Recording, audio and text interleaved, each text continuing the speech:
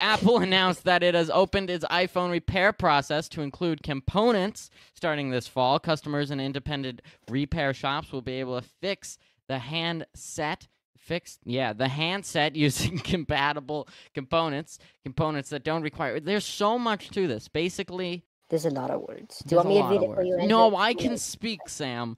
Basically, okay, so repair. No, hold on. Basically, these components can be stuff like volume buttons, cameras, displays, batteries.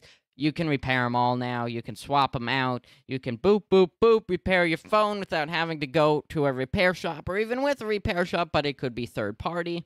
Basically, makes repair easier. You don't have to use Apple. It's very good. We're glad Apple is doing this. You're saying if I smash Mr. Flora's phone, he can fix it? Yeah, but after he kills you. But yeah. That's illegal, Andrew. Killing people's illegal. Yeah, heard it first here on T-Sarp, everyone. All right.